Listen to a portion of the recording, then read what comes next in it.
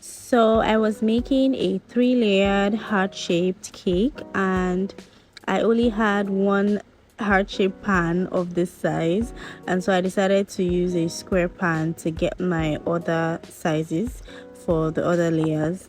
And so I used this heart cake as a template to cut out the other shapes from the other pans. Normally, if you've noticed in my previous videos of making heart-shaped cakes, I usually derive my heart shape from a round cake. And this video, it's different because this cake is actually a semi-naked cake design, and my client wanted a semi-naked cake design, so I didn't think it would be nice for me to use a round cake and then make my cuts and join them with my chocolate ganache like I normally do.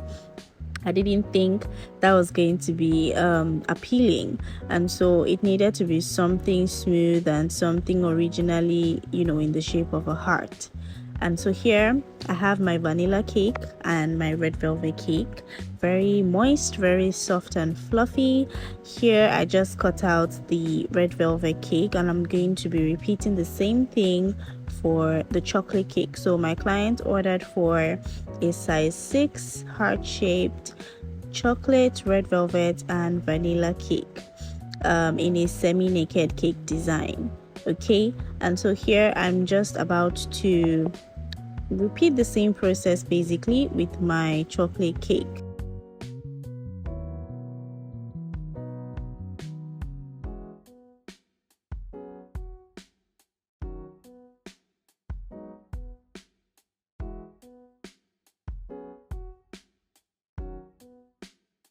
And so for the people who may be wondering what happens to the cake scraps, well, they do not go to waste. Okay, we use our cake scraps to make cake popsicles. We use them to make cake parfait. These are two different desserts that are made with cakes. We also use them for our personal consumption. Okay, we eat them, we give them out to our clients as well, or our friends and family members. Yeah, that's what we do with our cake scrapes or pieces, so do not worry, it's not wasted.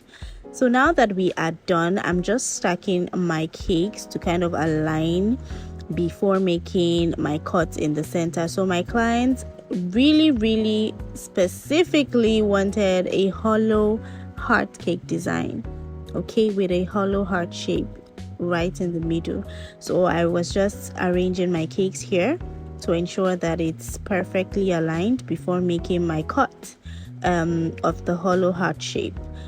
And then afterwards I went ahead to make my hollow cut. Normally people would use a cutter or a stencil rather to mark out the heart shape, but personally I draw hearts a lot, and I just freestyle and I always get it every time. Not to brag but I'm pretty good at drawing hearts. Okay, so a little backstory with this order. My client had booked this cake and had requested for the cake to be delivered on a Saturday, right? And then he booked the cake about 3 days to Saturday, and then he texted and called me Friday, asking what was going on. The person that is supposed to pick up the cake said I hadn't called, and I'm like, I don't understand. You said Saturday was delivery day. Am I missing something?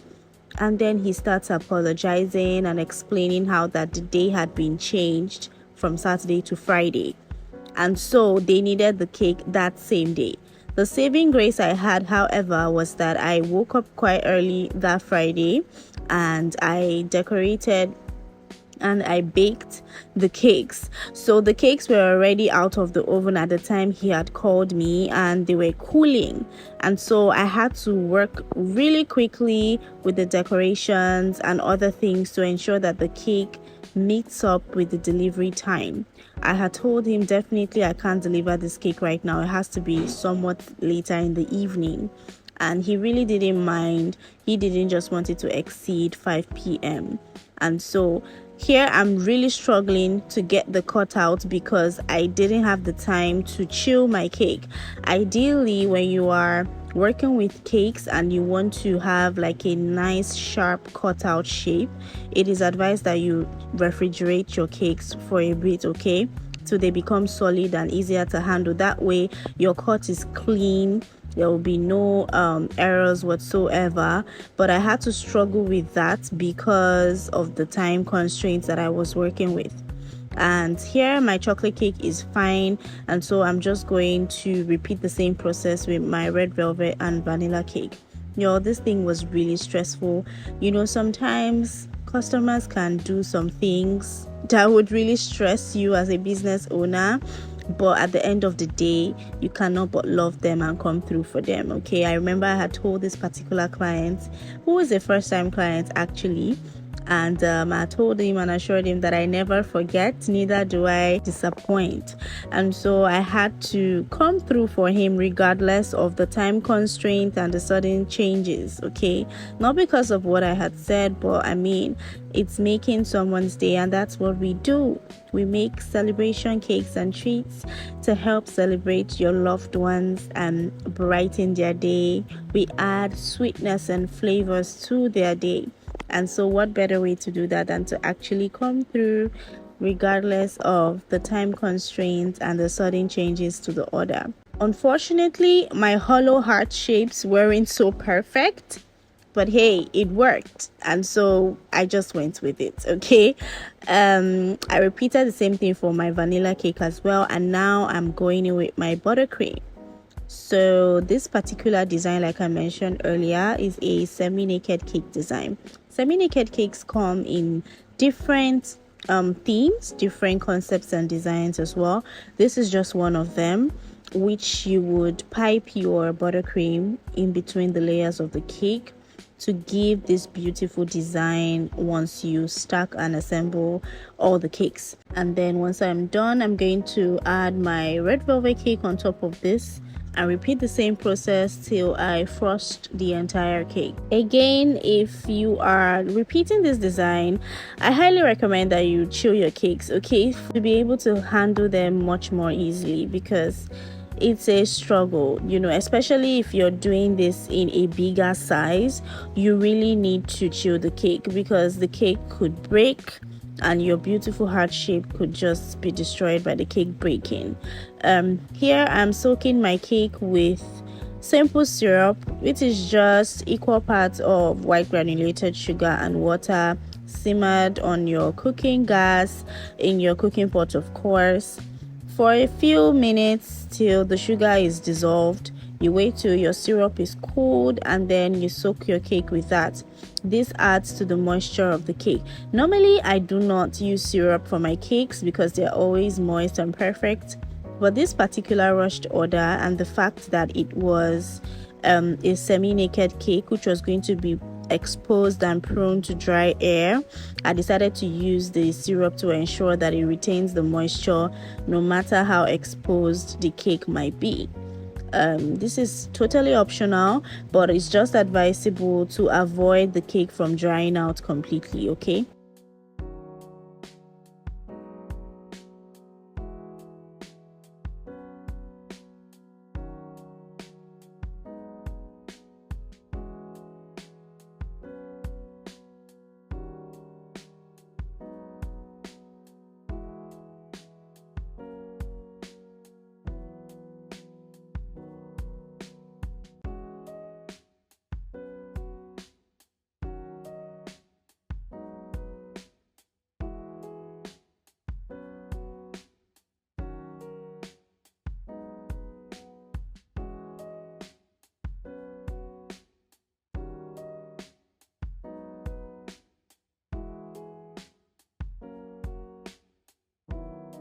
So now that that is done, I am going to add my final piping on the top of the cake. It doesn't have to be so perfect really, because for this particular design my client wanted me to use chocolate, a variety of chocolates for toppings on the top of the cake. So the chocolates were going to cover up the piping, or most of the piping anyways. But if you're trying to recreate this design and maybe you do not want to use any form of toppings on it, you can actually just use fun piping tips, different piping nozzles, and create different piping patterns with maybe even different colors of frosting to contrast and give this beautiful abstract design. You can also add inedible toppings as well. You can add your butterflies, you can add your birthday toppers, whatever kind of toppings that could beautify the cake. Really, you can add all of those.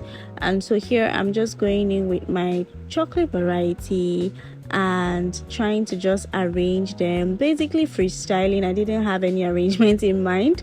I was just doing it as I was, going on with it. I was just arranging the chocolates the way I felt was best for the design. And so I used different brands of chocolate for this design, and the idea was to give different textures, different shapes, different sizes as well, to have contrast but also beauty.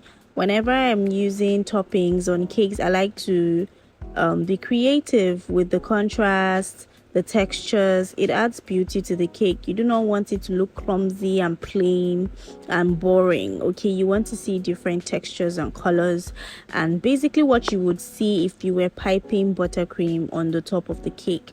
That is what I was doing here with my chocolates. You'd notice some of the chocolates are sliced open, and the inside is actually like a design on its own as well, which adds beauty to the cake.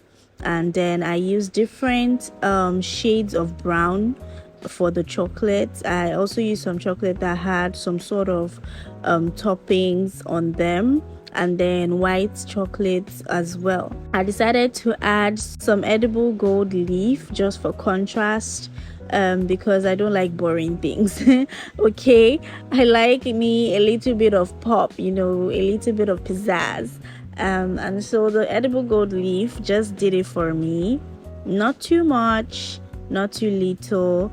I added an acetate sheet on my cake to trap in the cake moisture while it's being delivered to the event center. So I hope you guys enjoyed this tutorial.